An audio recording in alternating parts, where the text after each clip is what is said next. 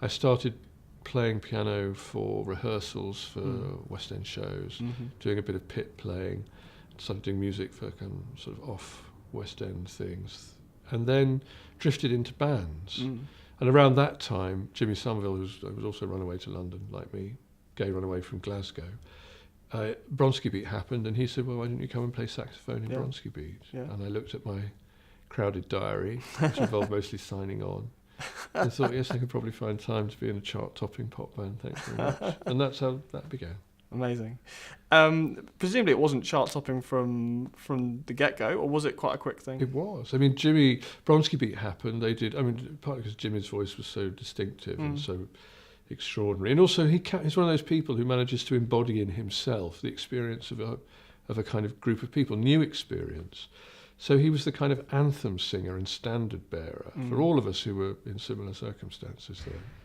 Not just gay people, but anyone who'd kind of felt that they were at odds with the world and needed to run away and make themselves up again. Yeah.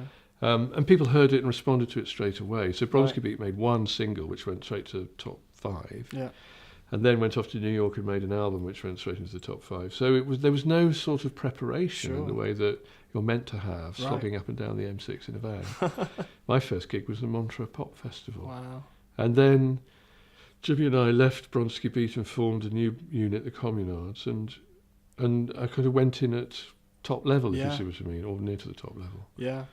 Do you wish you were prepared for that in some way, or what would preparation even look like?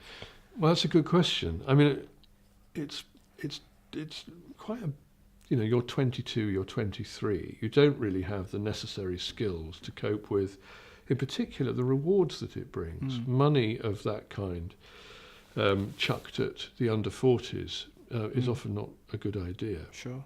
I had a brilliant manager who did manage to rescue some of it from my spendthrift ways.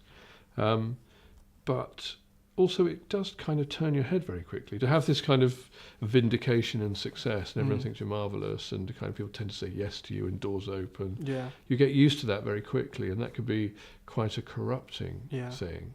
So you have to sort of find a way of remaining grounded. It's difficult to do that, but also because your life changes so much. I love those things when people win the lottery and they say on the news, will it change you? And they say, oh no. No. And then they get in a helicopter and fly away. It's that sort of thing. This is Premier Christian Radio.